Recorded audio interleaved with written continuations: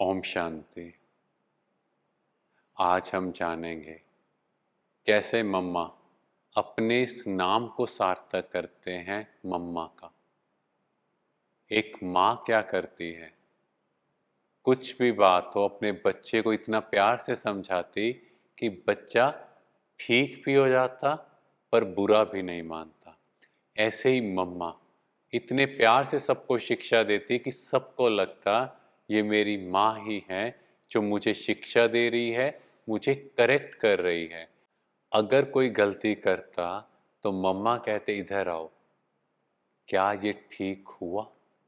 आगे के लिए ध्यान रखो, ऐसी गलती दोबारा ना हो।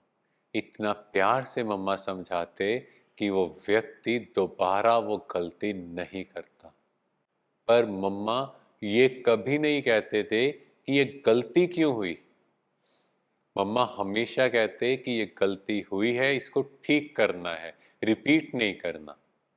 जैसे घर में माँ अपने बच्चे की एक एक चीज का ध्यान रखते, ऐसे मम्मा भी हर यज्ञवश की हर तरह की शारीरिक, मानसिक, आध्यात्मिक उन्नति का पूरा ध्यान रखते कि किसी भी तरह से इनका कल्याण हो, ये किसी भी चीज से पीछे ना रह जाएं। और मम्मा का मोटिव क्या होता था? हर व्यक्ति, हर आत्मा आगे बढ़े। एक बार दादी कुंज मम्मा के पास आते हैं कि मम्मा आपने जो मुझे बहन दी है वो बहुत ढीली ढाली है, आप मुझे फलानी बहन दे दो, वो बहुत तेज है, हम दोनों जल्दी जल्दी काम निपटा देंगे। पर मम्मा ने क्या कहा? मम्मा कहते एक माँ की तरह मुझे सबको आगे बढ़ाना है। आज इसमें ये कमी है, पर तुम्हारे अंदर जो जल्दी कार्य करने का गुण है उसको देखते देखते वो बहन भी सीख जाएगी, उसका भी कल्याण हो जाएगा, उसमें भी ये गुण आ जाएगा।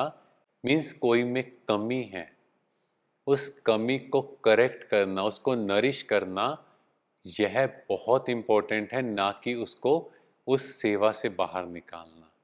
और यज्ञ में एक एक को मम्मा भाषण करना भी सिखाती थी, कैसे बोलना है, क्या बोलना है और किसी को क्या समझाना है।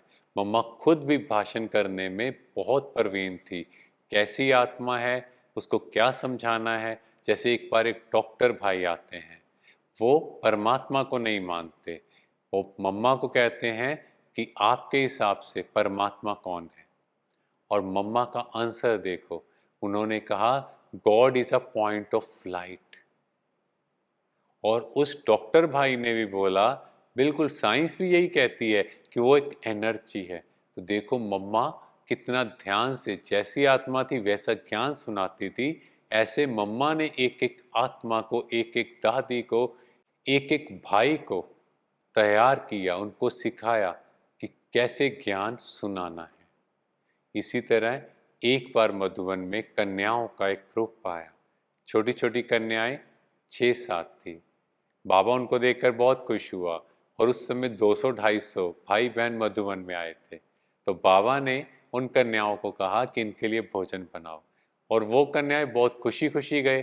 पर मम्मा को अंदर में पता था कि इनको भोजन बनाना नहीं आता, तो मम्मा भी पीछे गई।